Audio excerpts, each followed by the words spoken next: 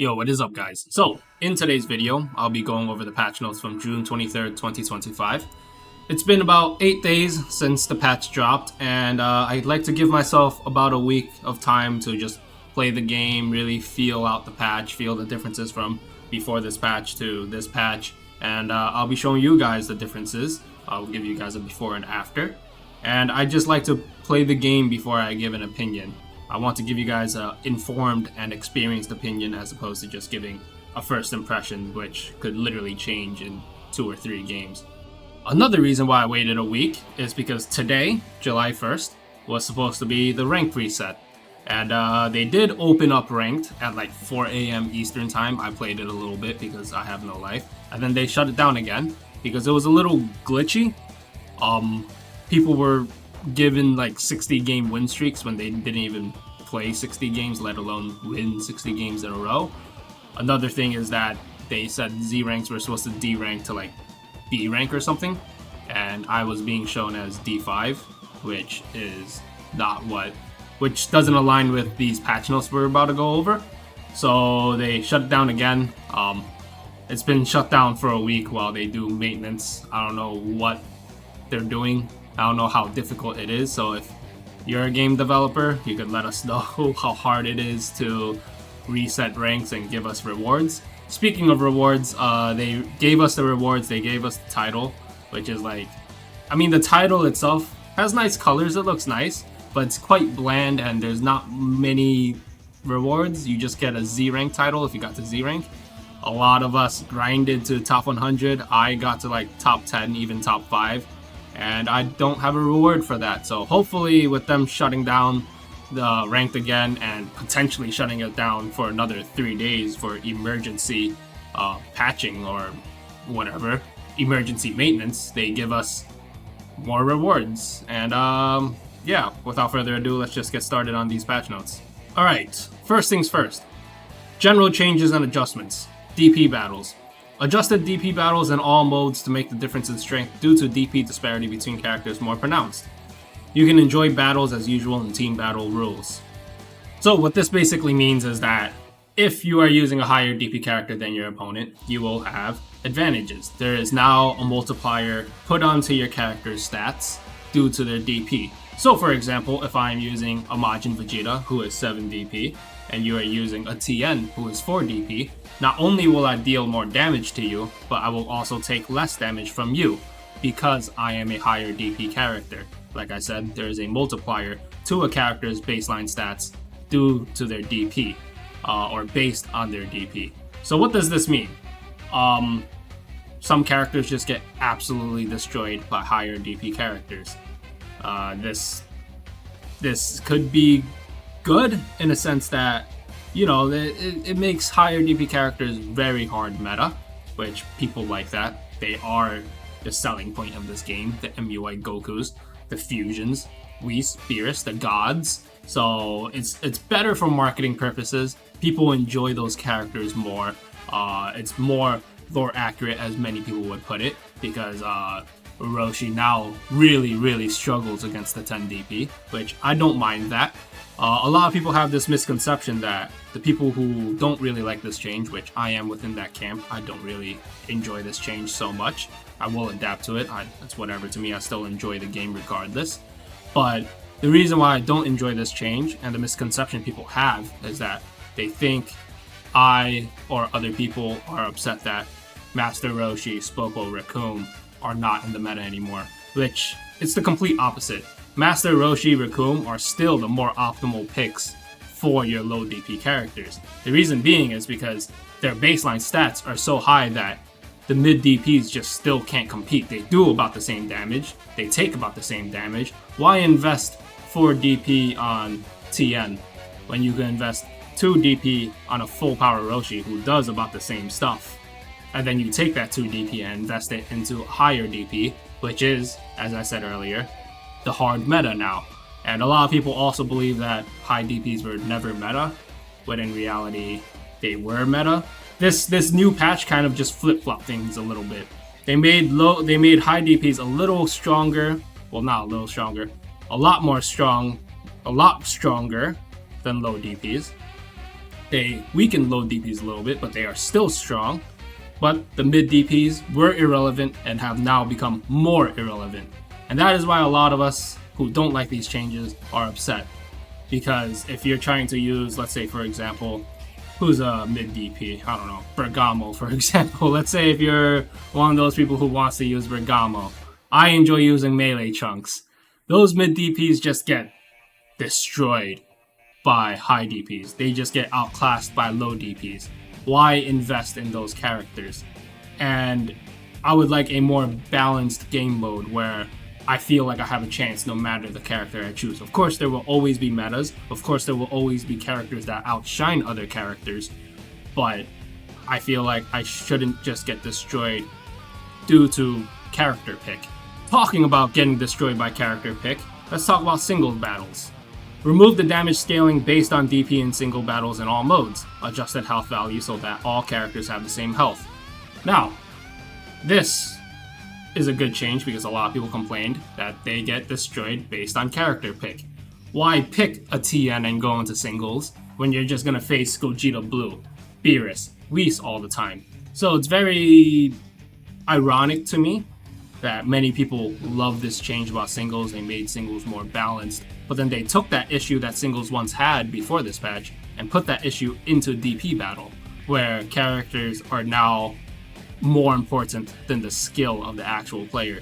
Like, I could see a world where I have never lost to a certain player before this patch, but now I can lose because one combo just absolutely blows me up. Which I guess you could look at it in a different way. Oh, if you're truly a skilled player, you'll just super counter right away. Which there is some truth to that, and I'll do my best to do so. But I enjoy a game where there are a little more engagements and there's a little more time to adapt to, one, the connection, which unfortunately this game doesn't have the best netcode and you have to adapt to different connections every single game. And two, adapt to how my opponent plays neutral. If I only am given one engagement to adapt to my opponent, how my opponent plays in neutral, then did I really have a chance to adapt? No, it's more of a coin flip and a guessing game. Just trying to read my opponent now, which I don't even know what my opponent does, so there's nothing to read out to begin with. But I do like this change about singles battles. The thing is that there are still meta characters or like very strong characters. You could still win based off your character pick in single battles. It is a little more balanced though. Let's say for example I'm using Super Saiyan Superhero Gohan. They changed it recently so that you gain 5,000 health off of Ultimate Gohan, transform into Ultimate Gohan, and then you gain 10,000 health off of Gohan Beast. So you could gain health, you could still gain health off of transformations. In this example I gave, Superhero Gohan could potentially gain 15,000 health, and that is an advantage over a character who can't transform and can't gain health. So there are still health stat differences. It's just that you have to earn it through your skill points or whatever. Another thing is that there are still stat differences. I believe the damage scaling is a little closer to each other, but there are still characters that do more damage than others. For example, I believe Whis still, of course, does more damage than a Chaozu. Another thing is that defense values are still a thing, so characters that have high defense will do better than other characters that don't have high defense, because in my opinion, the defense stat is king. So you're probably going to see characters like Rickhoom potentially be pretty strong in single battles. Master Roshi and Spopovich are pretty strong in single battles.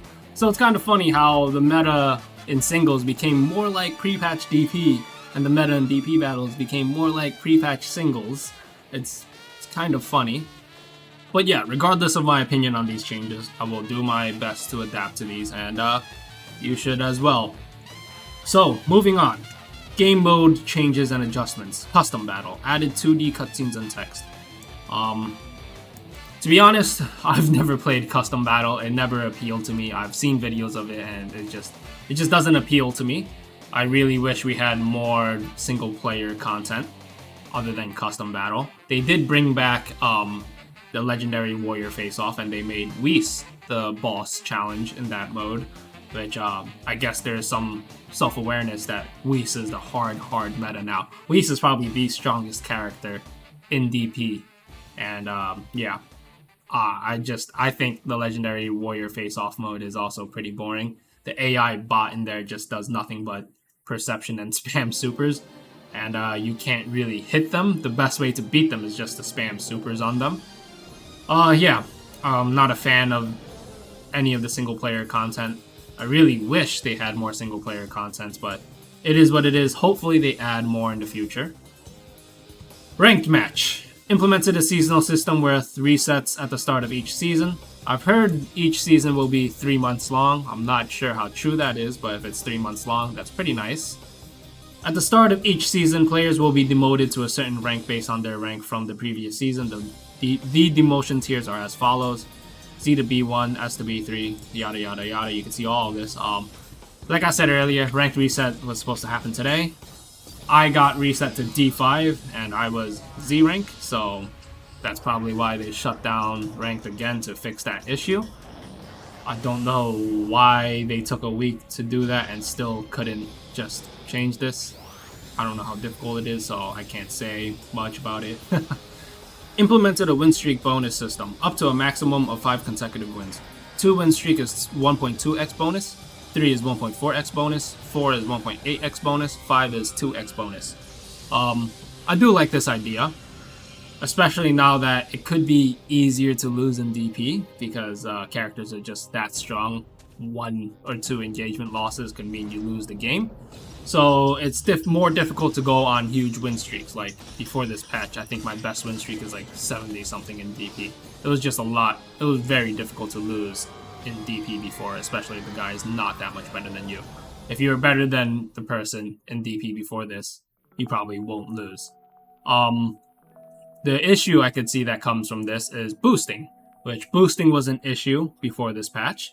I'm sure boosting will be an issue in this upcoming ranked season, and people could just farm the win streak by dodging people. So unless they change how quitting on intro works, I could see this being a huge issue. The reason being is because if you didn't know, let's say you're on the intro screen and you come across someone you always lose to, you read their name, you remember their name, you go like, oh, I always lose to this guy, and I'm on a 5-game win streak, I want to maintain my 2x bonus so I could keep gaining those delicious points. I'm just going to quit on him. And if you quit on him on intro screen, you won't lose any points. So hopefully during this emergency maintenance period, they are changing that. A lot of people quit on intro against people who are laggy. I don't blame them for doing that, but I think this is for the greater good. They need to make it so that people can't just quit on intro screen against other people that they lose to. Another thing that they should implement is include like a accept match option before you match up with a person. Don't show their name, but show their connection and their frame rate. And then if you don't like it, just don't take the match. If you do like it, take the match, and then once you have taken it, if you quit, you lose points, regardless if it was intro or not. Okay, time for the juicy stuff. Battle system changes and adjustment. Skill counts. Slightly reduced automatic recovery rate. So here's a side-by-side comparison of pre-patch to current patch of the automatic recovery rate of skill points. In pre-patch it took about 15 seconds, now it takes about 16 seconds, not a huge difference. You can also see they adjusted the position of where the number is. No longer recovers upon successfully performing a tech. As you can see, every time I got knocked away and I recover from it, I gain a little bit of skill points. And in this current patch, if you recover from a knockback, you gain nothing. Skill counts increase upon low health is now only triggered when health drops below the last health bar. Increased skill counts recovery upon successfully landing an attack break. So what an attack break is when you guard something and it stuns the opponent. And you can see I'm gaining skill points for every time I guess the right direction. So this is a pretty nice change. I also like the change that you only gain skill points on the last health bar. Makes it so that people can't spam certain skills, such as maybe Explosive Wave or After Image. Short dash attack. Short dash attacks, including when fully charged, have been adjusted to reduce knockback on hit. This allows for follow-up attacks such as Dash Blow and Dash Rising. So here I am in pre-patch. playing around with the short dash attack, which in my opinion is not a very good attack, and it's still not a very good attack. But yeah, the dash blow and dash rising are the follow-up attacks. They made it faster in the current patch, but it's still not very useful because it's all vanishable. And fun fact, you were able to reset off of this before, now you can't. Now with the short dash attack, no matter how long you charge it, you could always do the follow-up attacks. In my opinion, this is not a good enough change. We need like armor on this attack, and it needs priority. It's just not a very good move, and it's very slow as well. Smash Ki Blasts during short dash. Changed the hit stun on hit. Now this is a pretty big change because a lot of resets were set up with this short dash Ki Blast. And not only that, you're able to chain multiple of them together, which is unsuper counterable damage. You can see, like, I'm doing 3 here. There are times where people could do 4 to 5. So you can see the hit stun changes with this clip. I can't just do a normal charge. I gotta do a slightly more charged Ki Blast to get that little knockback. And what this means is that I can no longer chain multiple dash Ki Blasts. You can see I try to do 2 here, and I can't. So long as you hold guard, I can't chain them.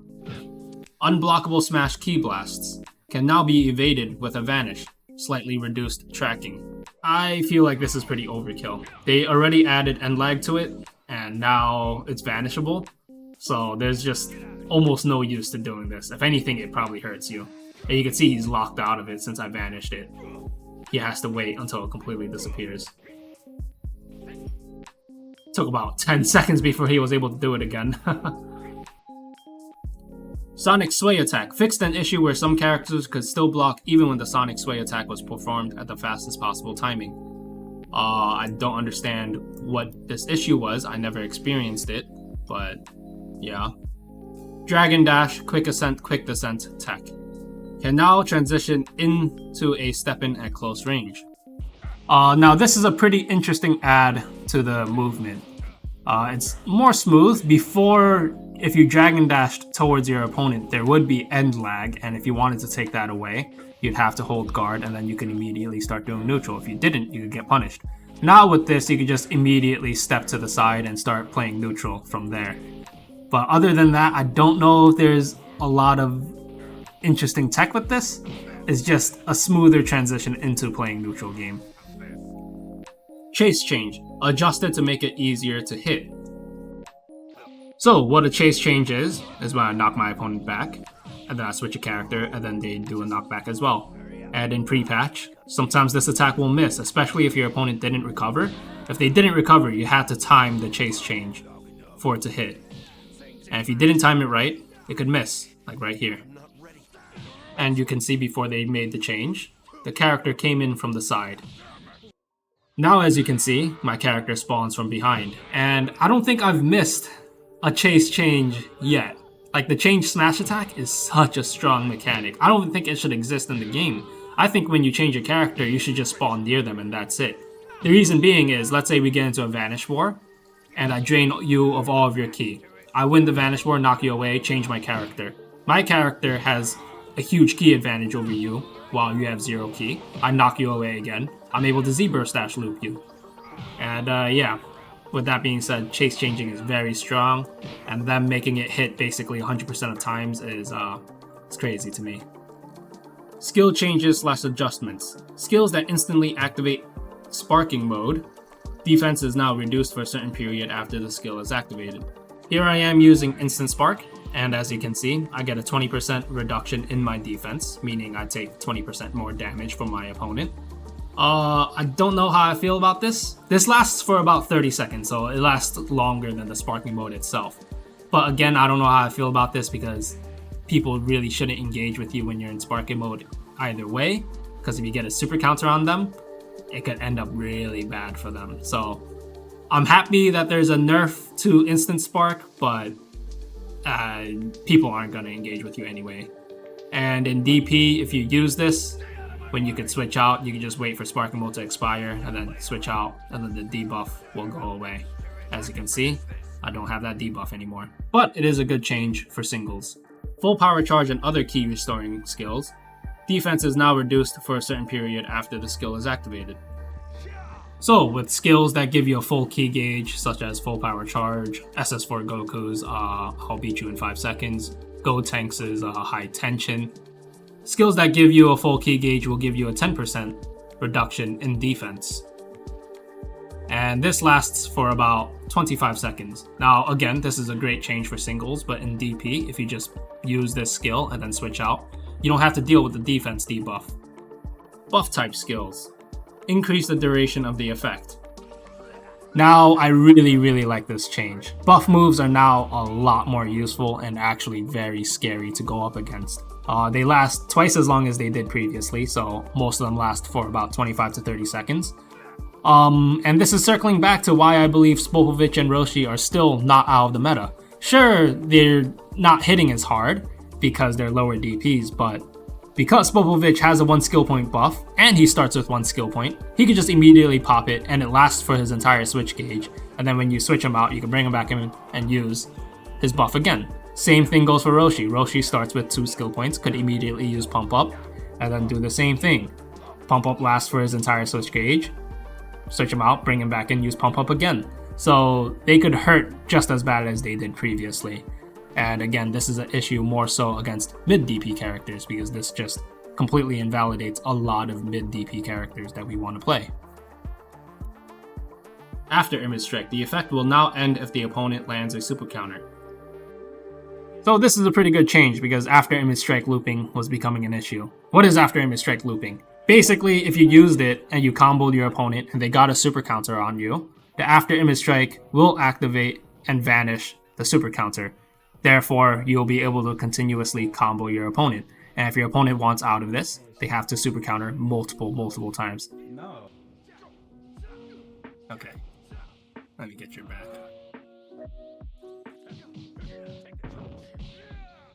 Cancels it. Turles, Fruit of the Tree of Might. Increased the stat boost upon activation and added a ki recovery effect. Now, this is a pretty good change, but unfortunately, I still don't think it's enough for Turles. He's still a pretty weak character, especially in DP, considering he's 4 DP. He just still can't really compete with the low DPs, and especially can't compete with the high DPs. But he will be fun to use in singles.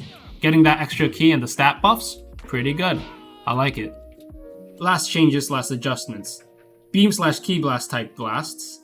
Extended the window for blast impact to occur after one side fires a Beam/Ki Blast.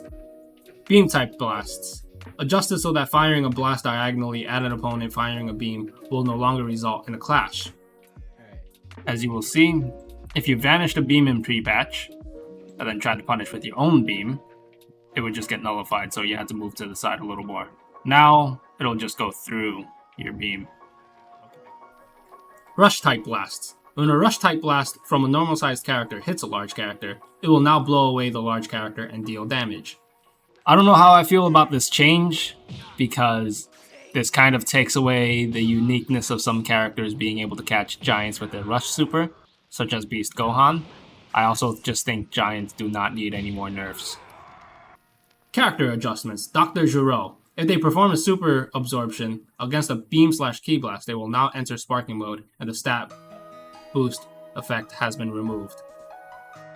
I don't know how I feel about this because 19 and 20 are already very strong. Them being able to super perception beam supers before for a lot of ki was enough. They don't need to be able to go into sparking mode off of it. It is very cool that they do, but luckily not many people are shooting out raw beam supers, so you won't be able to pull this off in many of your matches unless your opponent is just throwing out a bunch of raw beam supers for no reason. Gohan Superhero, reduced health. Gohan Superhero Super Saiyan, reduced health. Gohan Superhero, Super Saiyan. Huh? Increase the amount of skill counts required to transform into Ultimate, and health is now restored upon transformation. Ultimate Gohan Superhero. Increase the amount of skill stock required to transform into Beast. So it costs 3 to go from base to ultimate, and 2 to go from Super Saiyan to ultimate, and it costs 3 to go from ultimate to Beast. So I really like this change, especially in DP, because Superhero Gohan was getting to a point where it was just really silly. People would transform to Beast, get the extra DP for the win condition, and then just win the game with a full health Beast Gohan at timeout. Well, first off, timeout doesn't really happen as often anymore. Getting to Beast as well is a total of 6 skill points, so that's pretty difficult. The problem with this is now it's an issue in singles. So what you could do in singles, because all health is equalized, you can start with Superhero Gohan Super Saiyan, and he'll start with 40,000 health as opposed to his nerfed 35,000 health. Transform to Ultimate, which is 2 skill points, gain that 5,000 health, and then transform to Beast for 3 skill points, gain 10,000 health, therefore making it a total of 15,000 health gain. And in singles, that is a lot. And check out this damage from this ultimate. 33,000 damage to Turles. Flying kicks. Adjusted the hit position. So, in pre-patch, there were some characters where their flying kicks would just miss. And sometimes it would just completely miss, as you can see here.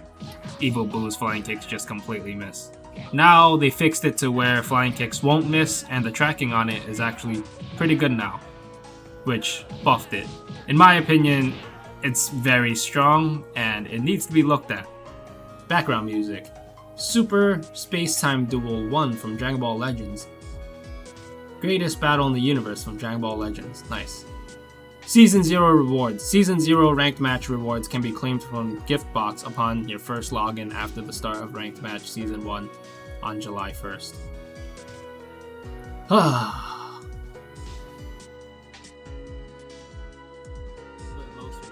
So, let's talk about some changes that were not mentioned in the patch, otherwise known as shadow changes. And the first very, very major change that they made was to the Grand Slash, otherwise known as a leg sweep. So, what they changed is that if you are leg swept, you can now sidestep very quickly. You are able to recover and sidestep away. What this changes is that people can't do low sweep resets anymore. So what a lot of people did was they would sweep you and then they would charge. They would charge about maybe a half key bar to 1 key bar, and they'd be in key advantage because of that. And then not only that, they'd be able to set up a reset off of it. You can't do that anymore. Now with people being able to sidestep out of your combo, you have to either bait out the sidestep or look for a way to restand them. Restand them as in get them up away from the low sweep animation. So with these changes to the low sweep, we have to keep in mind that they could sidestep out the way around the 3rd hit of your combo. So you want to be able to get them out of the low sweep animation to restand them before the 3rd hit. How you could do this is, the most simple way is to use a smash attack. As such. Another way is, what are your rush chains? So Superhero Gohan has a gut punch on his 2nd hit. So that is before the 3rd hit, and therefore I could restand my opponent before the 3rd hit. Now there's a problem with setting up your restand with a smash attack or setting it up with a gut punch. And that problem is that they are vanishable attacks, and if they get vanished, you will be punished for it.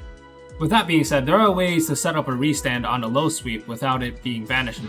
One of the ways is with flying kicks. The thing is with flying kicks is that it doesn't start restanding swept opponents until you are 6 DP.